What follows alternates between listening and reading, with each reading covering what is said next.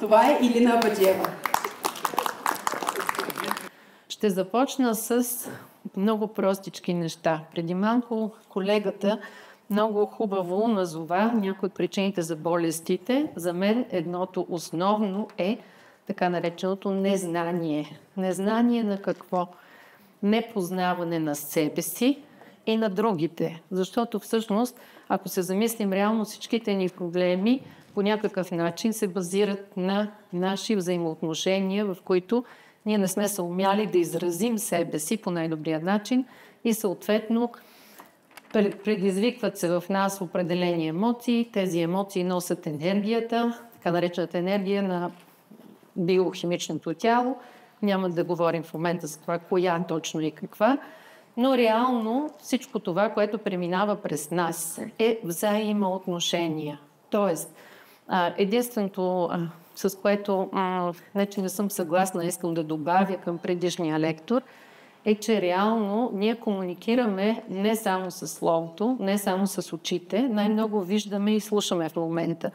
Но реално ние възприемаме с цялата си енергийно, психична, емоционална енергия. Т.е. това, което ние сме. Ние сме информационно-енергийни потоци. И казах потоци, защото не сме константна величина. Ние сме в непрекъсната динамика. Всичките ни органи и системи не спират, за да сме живи. Тоест, този път на себепознание означава да знаем наистина не само какво ме боли и за симптома да взема лекарство, било то дори билки или под формата на някакви естествени медикаменти, добавки, каквото ще да бъде.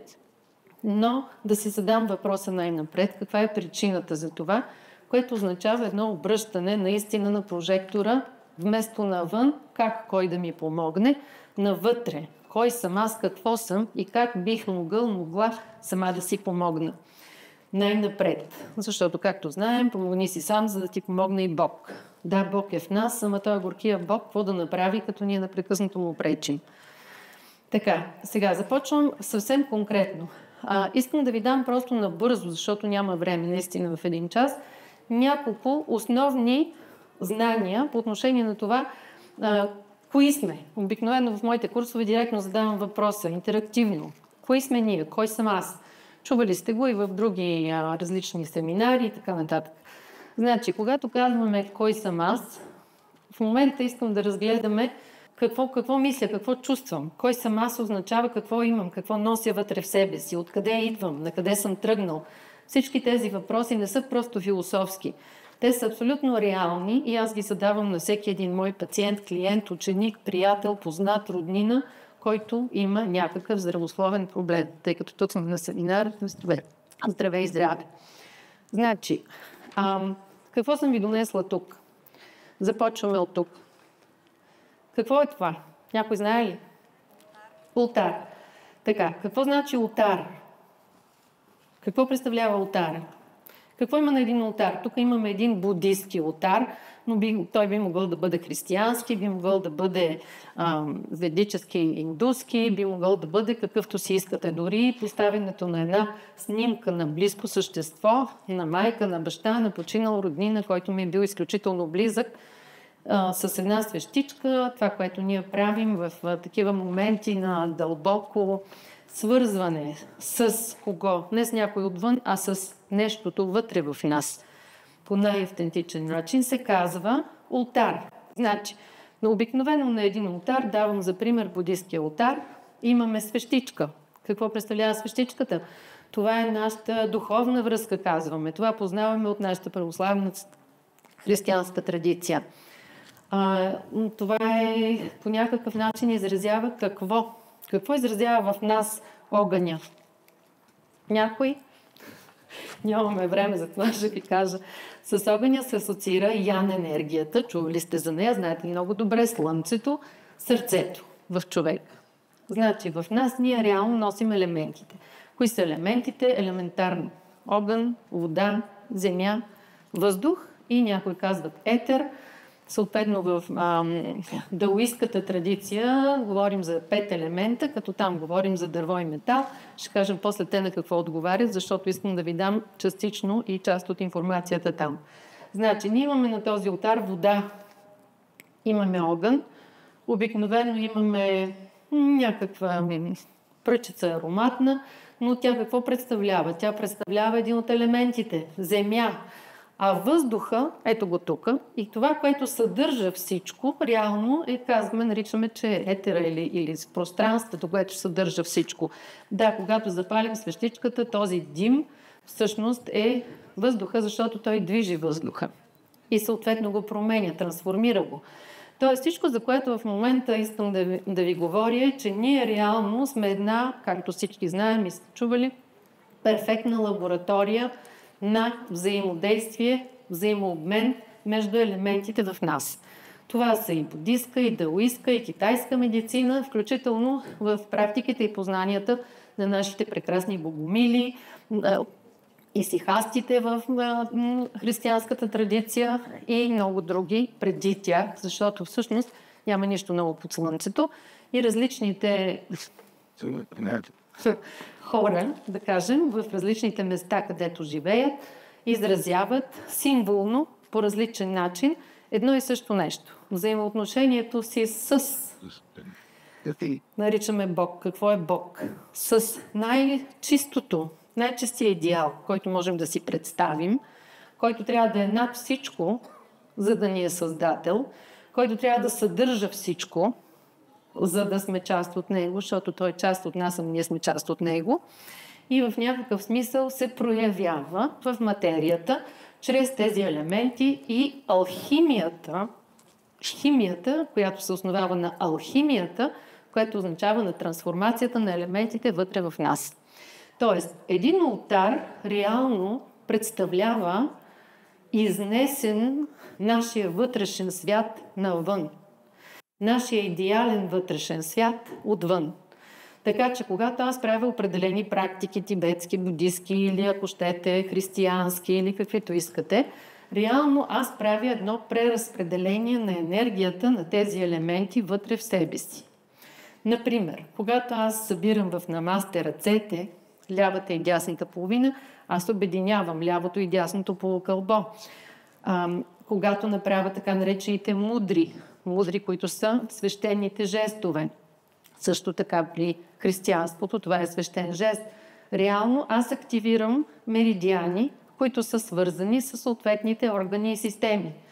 Тоест, например, това е главата, това е белия дроб, това е сърцето.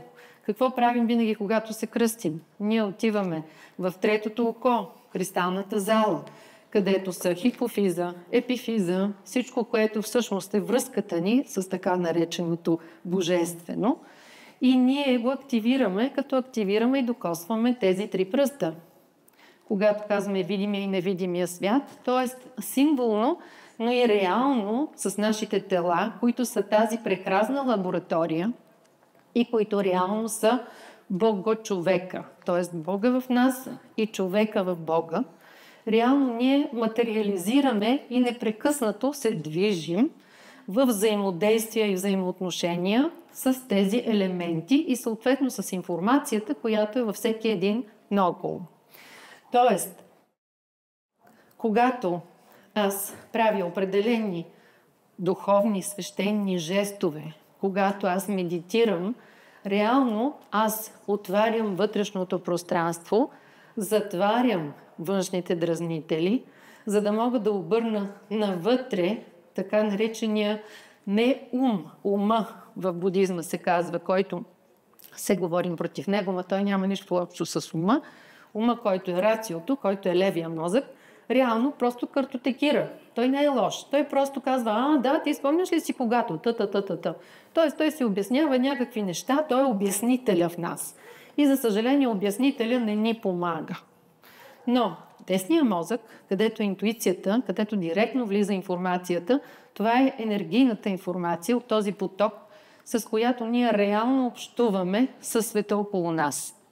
Което означава, че когато ние по един или друг начин имаме нужда от лечение, от самолечение, започваме с самолечението, ние най-напред трябва да обърнем окото навътре.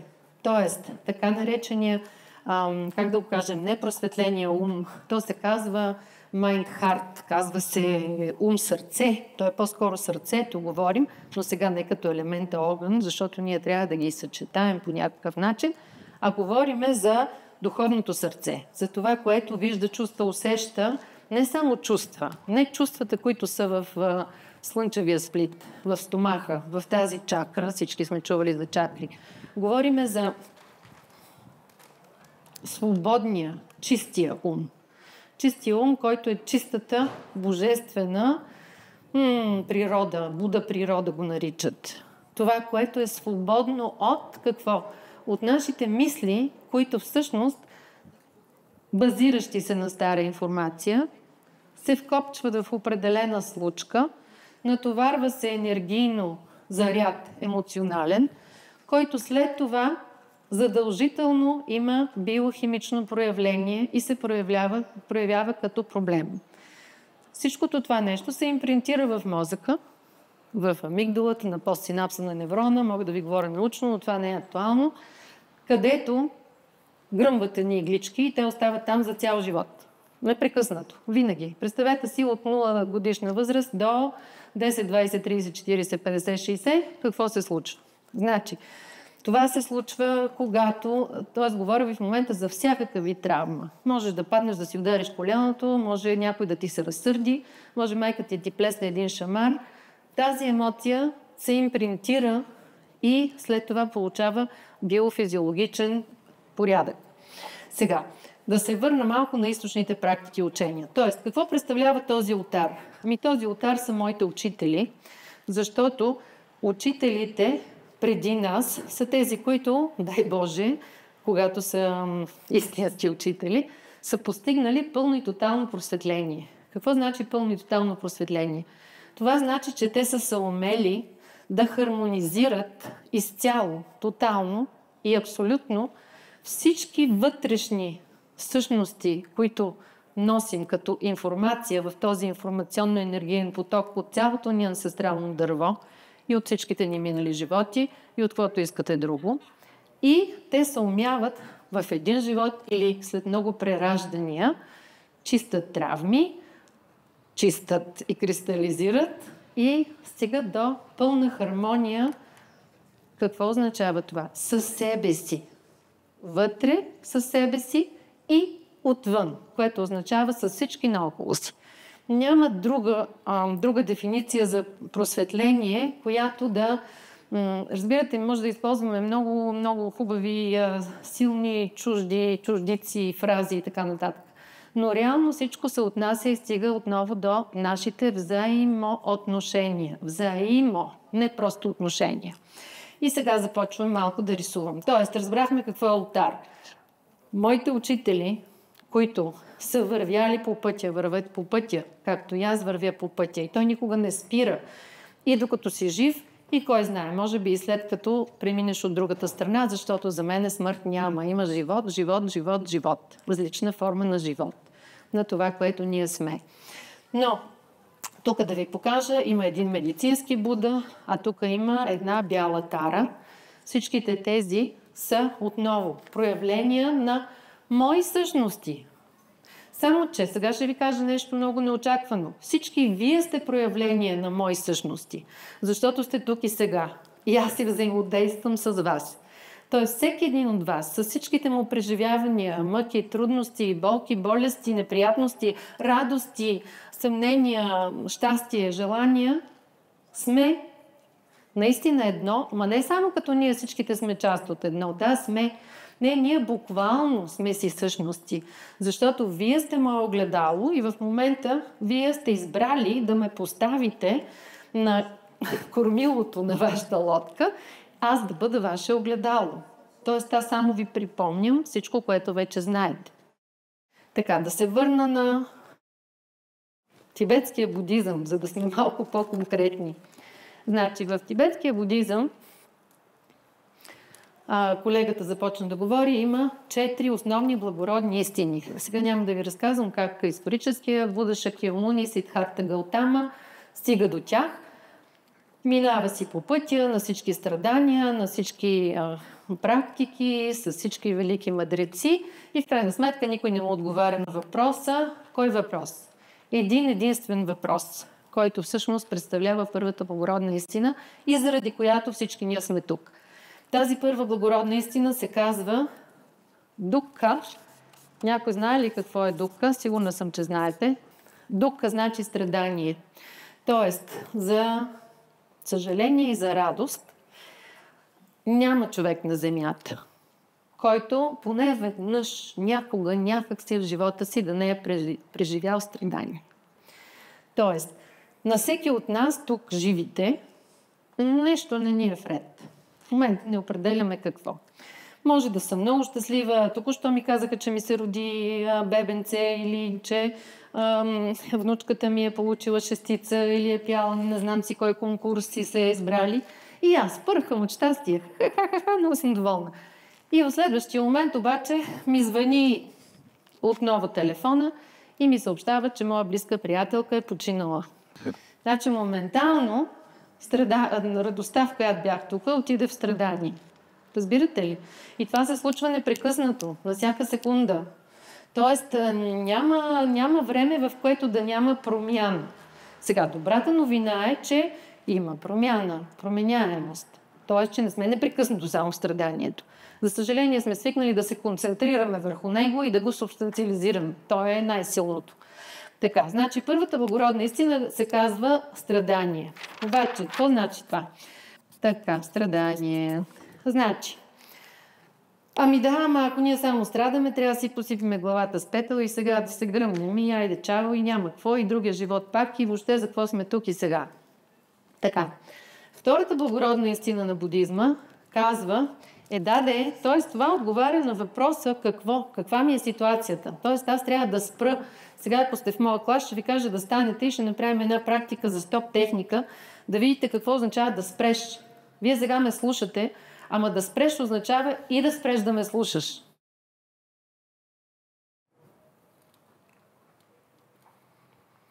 Браво, бе, спряхте. Страшни сте. Не страшни, а прекрасни. Така, значи, да спреш и да осъзнаеш. Чакай сега. Какво чувствам? Къде съм? Какво съм? Да, този така, онзи така, тя говори, и някой си мисли, да, съм го чувал, добре. Така, значи, първата благородна истина на будизма казва каква е ситуацията, реалната ситуация, анализа на нашия живот. Наистина, аз в живота не мога да кажа, че не съм страдала.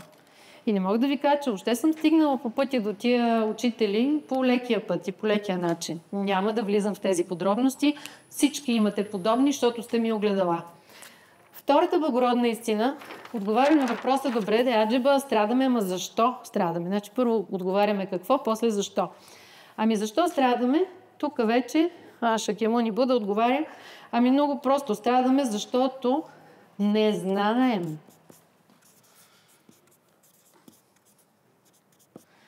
Не знаем означава, че не познаваме какво и кого. Казахме себе си и другите. Не познавам себе си и другите. Не знаем. Тоест, думата знам, между другото, всички много от вас сигурно знаят, от санскрит е видя, знание, обратното на това. Видя, знание, от тук имаме думата виделина, виждам, видение, вид, дори и така нататък. Значи, не знаем, това означава, че има вариант да не страдаме, но ние не знаем. Защо? Защото не познаваме себе си. Тоест, връщам се отново към самопознанието. Така. Не знаем какво казахме, не познавам кого и какво. Не познавам най-напред, тук ще ги напишеме поред, 2 закона. Много прости. Единият закон е, току-що го казахме, на абсолютната взаимосвързаност между всички нас. Тоест, във всеки един момент ние общуваме. Нямаме момент, в който да не общуваме, защото ние сме енергийно-информационни потоци. Така, значи, не знаем абсолютно, това не е относително, взаимодействие между всичко и всички. Непрекъснато. Така. И какво друго не знаем? Другия основен закон, който също е елементарен, който също го казахме, това е, че всичко непрекъснато се променя. Абсолютна променяемост. Ето пак така го пиша. Извиняйте, ще закръщавам. Някой ми се... Не знам какво стана, да. Абсолютна променяемост. Абсолютната променяемост е когато спрем и обърнем прожектора навътре, да чуем, да усетим промяната вътре в нас, във всеки един момент. Какво означава това? Това означава, че някой сега като дойде и като ми каже, виж какво, това съм го чула, говориш глупости, или аз чуя някой, че зад гърба ми каже нещо и моментално в мен се надига отрицателната емоция. Аз не мога да я спра, не мога да я махна, не мога да я изтръгна. Разбирате ли? Обаче аз мога да застана все едно извън себе си, т.е. да стана наблюдател на самата себе си и да си кажа, какво значение има този човек, какво казва или мисли за мен? Той нито познава моя път, нито ме познава, нито реално е вътре в мене. Той е една от моите същности. Аз имам 101, аз имам 108, той не знае причините, не знае следствията. И като говоря за причини и следствия, абсолютната взаимосвързаност, взаимодействие между всички е реално закона за кармата. Закона за кармата казва, карма, думата от санскрит, не знам дали знаете какво значи, но значи, извиняйте, пиша ужасно, значи действие. Действието, какво има обикновено? Слушам ви. Когато имаш действие, какво имаш? Моля? Противодействие не е вярно. Не е вярно. Имаш последствие. Ако ти действаш и противодействаш, вижте какво става. Действие, противодействие. Действие, последствие. Разбирате ли? Тоест, аз имам право на избор, когато не реагирам първосигнално, като действие, противодействие, а когато спра, стоп техника, това с което започнах. И тогава обръщам прожектора и казвам, чакай малко, аз имам избор, имам варианти. Виждам, чувам други неща. Чувам други неща в себе си, които могат да ми помогнат в случая да не ми се създаде на мене тази травма, така че после да си я нося 40 години и да искам да си отмъщавам, защото някой си казал нещо си на някой си някога си, но не сега. Разбирате ли, това реално би трябвало изобщо да не ме интересува. Да, интересуваме, защото това ми дава обратна връзка на какво? На моите лични травми, на моите същности, на информацията, която аз до тук нося. И тогава имаш тригър, имаш дразнение на точно тази травма вътре в мене, в зависимост от което аз отговарям по определен начин. Обаче, както аз винаги казвам, във всяко едно духовно учение, много години съм ги изучавала, има общо взето по една основна истина, по едно основно учение. В християнството това е... Какво е най-важното нещо в християнството? Една дума. Любовта. Любовта е във всички. Значи и тук имаме любов, навсякъде имаме любов. Дори думата джихад в исляма е означавала с мир. Ама никой това не го знае. Означава война, ама не означава война с другите, означава война със себе си, означава самопознание и наука, в която аз изучавам как да преборя себе си. Това означава джихад, думата за война в исляма. Самата дума ислям означава с мир. Това го знаете. Така, най-основното учение на християнството, защо се върнах към него и за момент го казах, това е избора. Исках да ви дам пример за реакция, за реактивност. Значи, ако аз ти перна един шамар, ти на мене 2, аз на тебе 3, ти на мене 4, единственият изход е едната или другата системи да бъдат или и двете унищожени, анахилирани тотално. Там няма изход. Ако на мен ми ударят един шамар и аз за момент се дръпна и не отговоря по същия начин, може и втори да ми удар, обаче се изпразва енергията на агресията на човека, с когото взаимодействам, когато аз не му се противопоставям, защото аз не се противопоставям на себе си. Чухте ли какво казах? Което означава, че това е единствения шанс и изход за абсолютна любов или за посока на подобрение, оздравяване и така нататък. Всички наши битки са битки вътре в нас, между нашите същности и те се отразяват в хората наоколо ни. Затова говорим за себепознание, когато говорим за самолечение. Защото без това може да пиете каквото искате, когато искате и по колкото искате. Обаче, ако не освободите вътрешно сами тези травми, има методи, методики, хиляди. Аз работя с много от тях. Но откровено ви казвам, хиляди пъти предпочитам да обучавам хората да си помагат сами на себе си, защото единственото, което правя е да им обърна прожектора и огледалото, да направим една карта, на която те да поставят себе си и да могат да се преподредят. Това е основното лечение, което може да направите. Какво прави будизма? Значи, говорихме за това, че това са моите елементи изнесени. Това съм аз. Тоест, всеки един миг, в който аз правя тази мудра, какво правя? Свързвам небето и земята. Свързвам двете половини, лява и дясна. Тук е основната ви точка, това е сърце едно. Какво правя? Отивам пред кристалната зала. Трето око, му казваме. След това отивам пред гърлената чакра, защото свалям отгоре надолу благословията. Пред гърлената чакра, това е изразната чакра. Какво правя тук обаче? Тук обединявам това, което изразявам, с това, което чувствам. Колко често говорим неща, които не мислим, или не казваме това, което мислим и чувстваме, защото се страхуваме от реакциите на другите. Когато гърлената чакра отговаря на цялата полова система. Гърлото е, както виждате, втора на пета чакра, здравей сладур, отговаря на цялата на изхода на майката, на матката. Айно си готиме. Сладък. Ела така, ела време. Така, ето взаимоотношения, разбирате ли? Той минава сега и гледа и слуша. И всички ние, аз му обръщам внимание, и всички му обръщаме внимание. Знаете ли колко е важно това за здравето на това дете? А обикновено никой няма да му обърне внимание. Той просто си минава, а не дай си Боже да издаде звук, ще му се скараме и ще го закараме някъде отзад. Всичко обединяваме. Всичко включваме. Не можем да избягаме, не можем да изтръгнем. Тумора, който можем да отрежем, ще се появи отново, защото неговата основа медиците наричат психосоматична, а аз наричам информационно-енергийна. Това, което сме ние.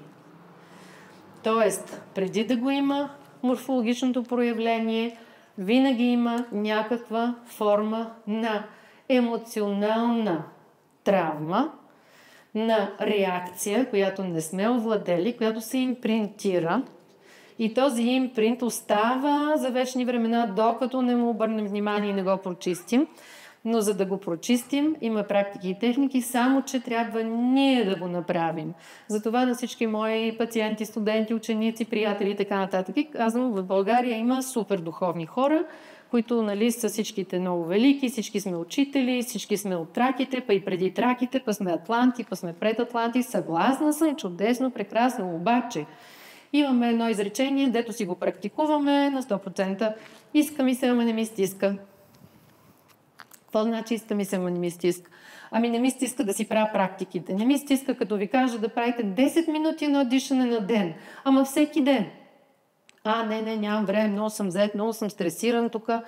Детето, работата, еди какво си. 10 минути на ден дишане. Защо? Защото ние сме дъх. Нашият дъх не може да се прояви. Дъхът прочиства всичко. Дъхът минава, както водата мие. Водата какво прави? Носи информацията. Огъня какво прави? Гори. Какво прави огъня? Огъня движи въздуха. Ама докато движи въздуха, зарежда кинетичната енергия. Земята. Ами без земята не знам къде сме и защо сме изобщо. Земя, ама не ядем земя още. Обаче ядем всичко, което ни дава земята. С какво? С въздух, вода, слънце, огън. Всичкото това сме ние. Ние сме тези лаборатории. В нас са всички екосистеми. Ние сме едновременно елементите, света, Бога и всичко, което е тук и сега в момента. Какво прави будизма обаче? Той казва да. И точно за това, аз го казах преди малко, Обаче не правиш едно нещо. Не ти стиска означава, че не практикуваш, а да практикуваш означава да спреш. Да спреш означава да бъдеш тук и сега. Това означава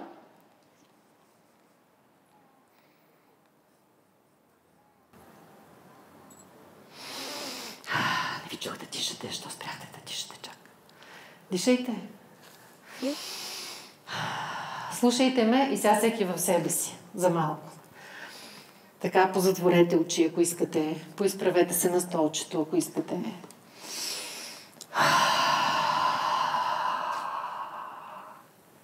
Вдишвам през носа.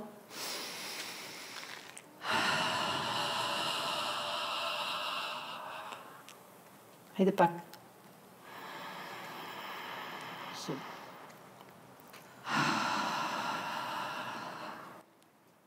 Всеки на неговото време, в неговия момент, сега ви предлагам да се опитате да направите едно дишане, в което вдишваме през носа, задържаме, да кажем, 1-2 секунди и издишаме през устата тотално и пак задържаме 1-2 секунди.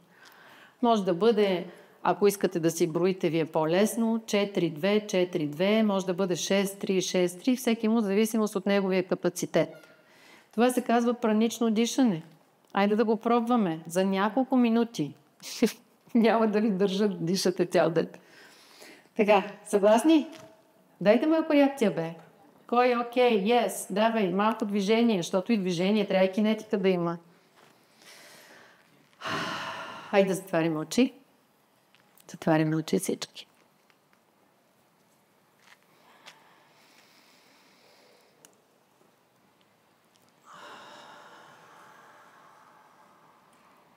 Пуснете се, издишайте всички до сега мисли, притеснения, въпроси, очаквания на деня. Удишваме пак, бавно, спокойно. Задържаме, издишаме. Пуснете всичко. Натежавате на стола, отпускат се мускулите на лицето, ушите, косата. И пак вдишвате, пак задържате малко.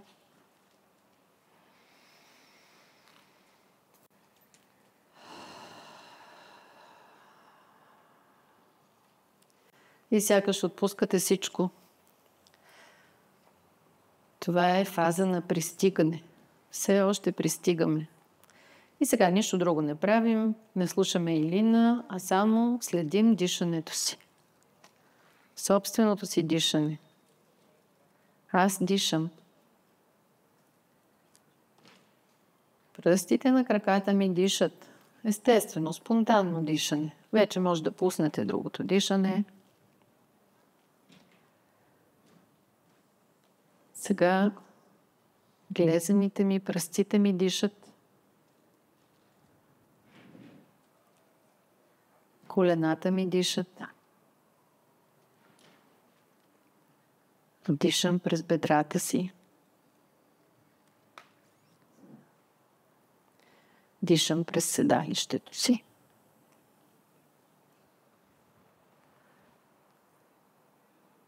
Половите ми органи дишат.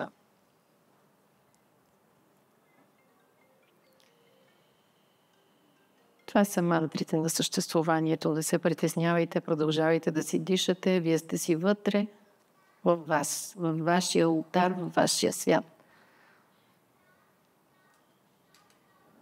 Бъбреците ми дишат. Една хубава, чиста вода.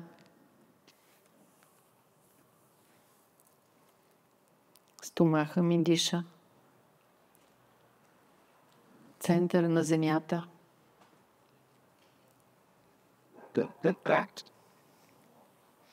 Червата ми дишат. Дълака ми диша.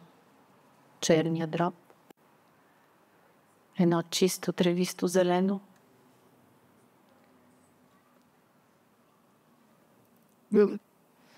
Сега диша и сърцето ми.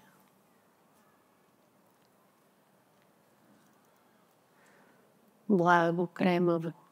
Диша. Дишам през сърцето си. Трубовете ми дишат.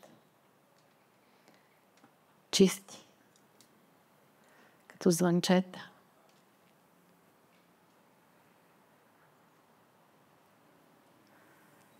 Ставите ми дишат.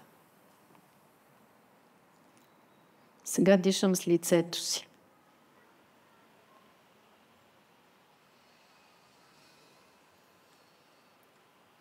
Косата ми диша.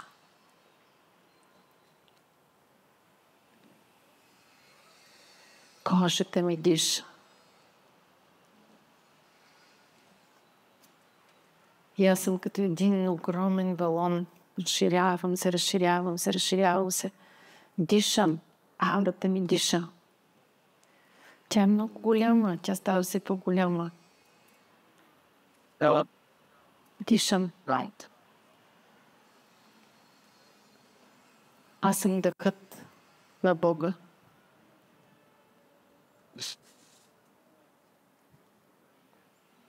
Дишам.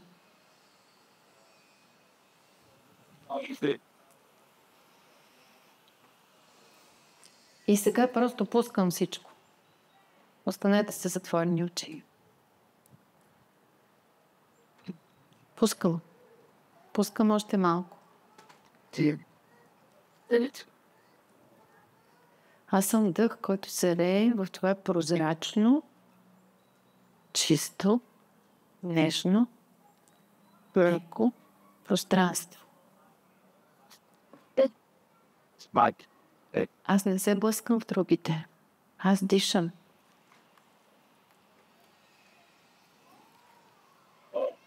Това пространство е изпълнено с този цвят, който ми се появява. А кое? Аз дишам.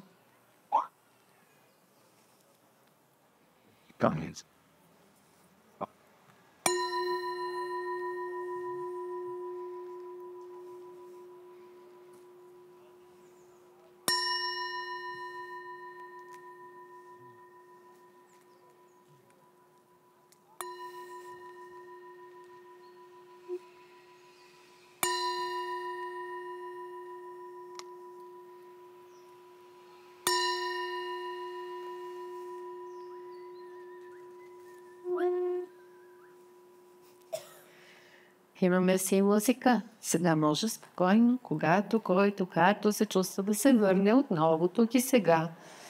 Пак тук, на тази сцена, на този фестивал, в столчето.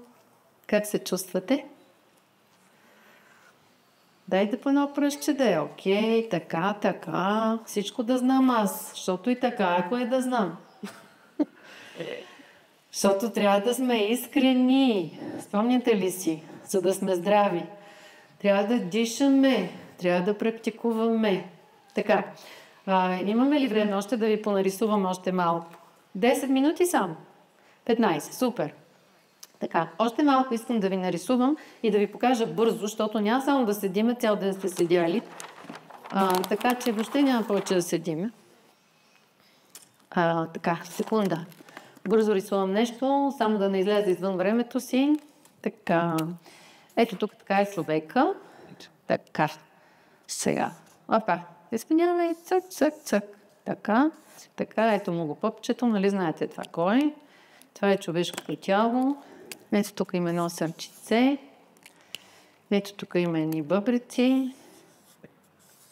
Горе-долу, нали така изглеждат. Ето тук така има един черен дроб. И тук има един стомах, дето не знам какво ще го нарисувам с черно, но той не е черен. Ама нищо е така, нали? Стомахчето. И тук така има едни бели дробчета. Това е човек. Нали така? Така. Значи, какво казахме? Сърцето какво е? Кой елемент? Огън. Огън. Така. Ето го огъня. Огън. И това в даоистката философия е елементът Ян. Ян Бибиян на Луната. Така. Бъбреците, другия най-важен основен елемент, защото без тях ние не сме живи. Кой елемент? Вода. Значи тук бъбреците отговарят за всичките водообменни процеси и така нататък. Това е елементът ин. Окей? Така. И тук имаме според даоистката. Вече сме на даоизъм. Сега ще ви ги свържа и ще разберете защо ви говоря, защото това са източни, ама те са вселенски практики и техники. Така, черният дроб според тази медицина е дърво. Но аз направо казвам дърво, природа, всичко зелено, всичко, което е трева, дървета, каквото щеш. Земята, нали? Така, не земята като земя, защото елемента земя е стомаха, това е земята. Тоест, това е което ни центрира. Ние сме на земята и този елемент в даоизма е метал. Нали ви казах, звънчето метал. Друг път ще говорим защо, като дойдете на курс. Сега, искам да ви покажа как в тази природа нашата, която ние сме, която реално е, както казахме, всички екосистеми. Вътре в нас всички елементи и тяхната алхимия, тяхното взаимодействие. Значи, какво трябва да направим? Тук имаме, сега ще го нарисувам обаче, един такъв съд. Нали? Това е съда, който е нашата дантиен, хара, знаете в различните учения, не знам кой знае, кой не знае.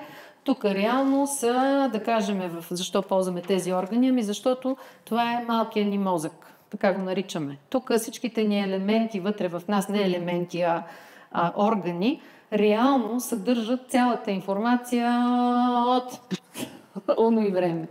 Този мозък се опитва да решава нещата сега. Левия картотекира, десния получава новата информация и обикновено не му даваме право. Обаче тук е всичко, което носим като информация. Това са вътрешните ни органи, които контролират всичките системи в нашия организъм. Сега, както виждате, в този кръговрат, какво прави даоизма и цялата китайска медицина се базира на този принцип. Значи, за да може процесите, защото те минават през нас, огъня, водата, елементите, за да движат кръвта и така нататък, ние трябва да закараме горещата енергия, само че ще обясня първо защо. Момент. Това тук е земята. Земята и ядрото какво е? Огън. Това, извинявам се. Тега. Ето го тук огъня. Нали? Това е ядрото на земята. Докато стигне догоре, реки, изстива. Значи, ина или водата, или космическата майка, или отробата е всъщност всичко останало, което е този космически ин. Това е космическия ин.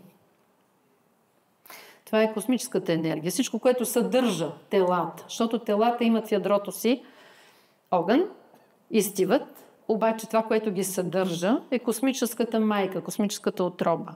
Ина. Така. Значи, отгоре е ина, студеното и водата, отвътре е сърцето. Вижте сега цветенцето, да ви го покажа. Ето го тук, дървото, ето го цветенцето. Голям съм и аз художник, ама ще видя. Така.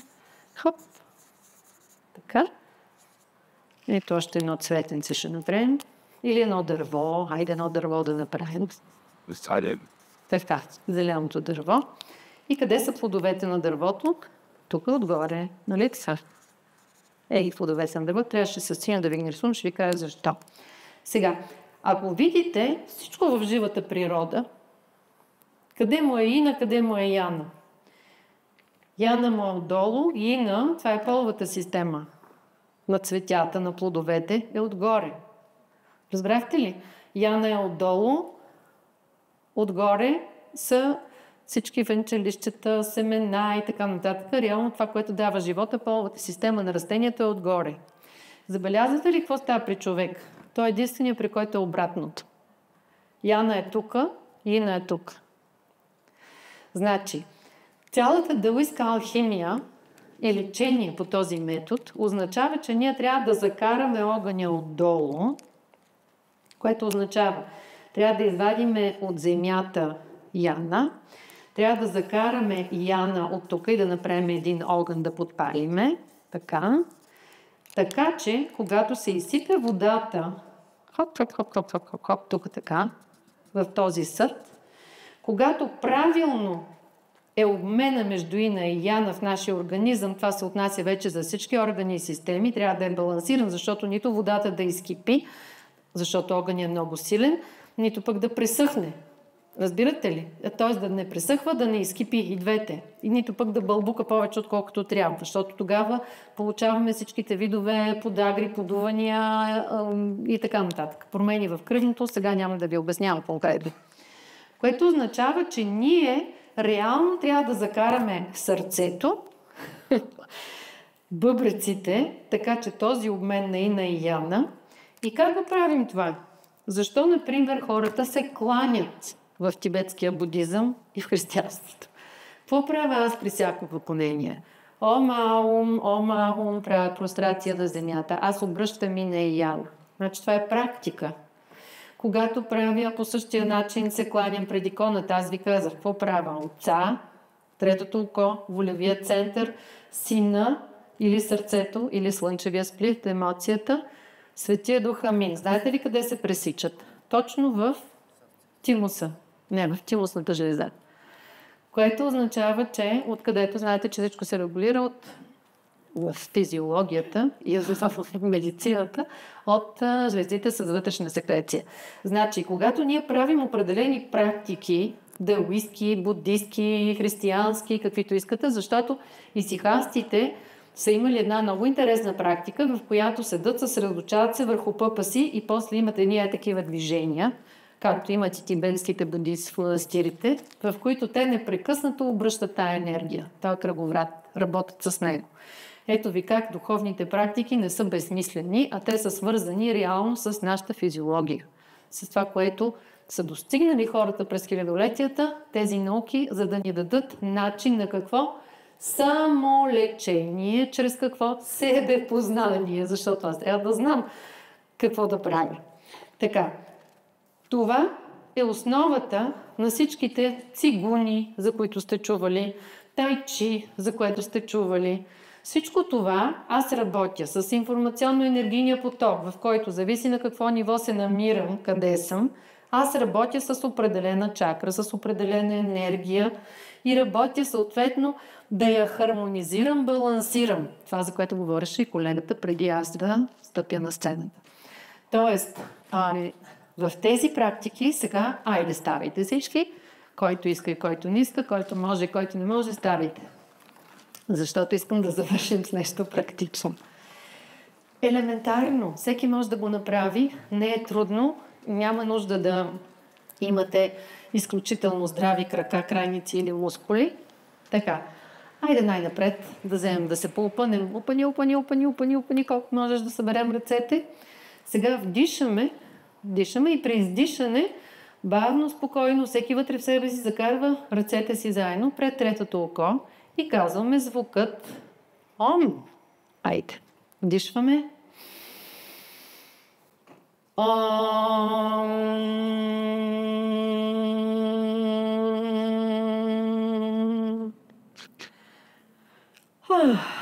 Пусни се без да мислиш. Остани за малко така с затворени очи.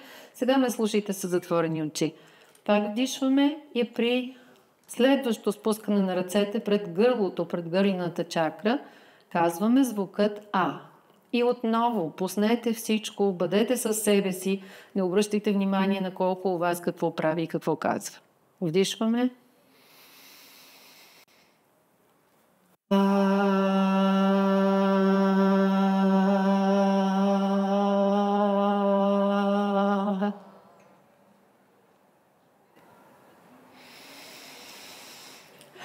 Издишай спокойно, издишай. Без напрежение. Сега искам да се опитате да се центрирате, да си усетите рамената, мускулите, кръста, гърба, да се опитате да се поизправите, да застанете като струна, като един стълб светлинен между земята и небето. Все едно ви тегли една тъничка нишка от фонтанелата. Между краката, Пиренео Маянос, една точка, която отива една тънка нишка надолу и отива чак до центъра на земята. Дишаме, не забравяйте да дишате спокойно и спонтанно в момента.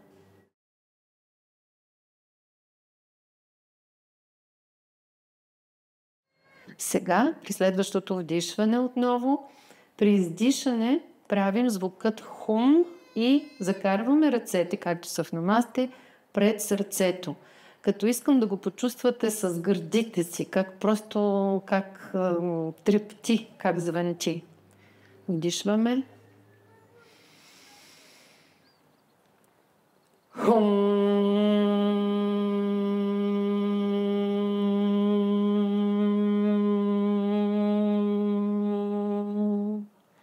Да вибрира тази чакра. Дишайте спокойно.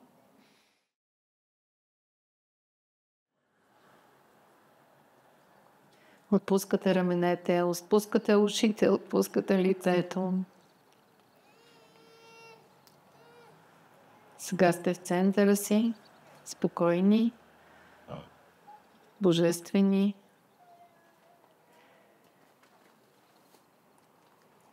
В това състояние вие сте здрави. От тук тръгва вашето здраве. И тук идва вашето здраве. Сега може да отворите очички. Благодаря ви, че бяхте с мен.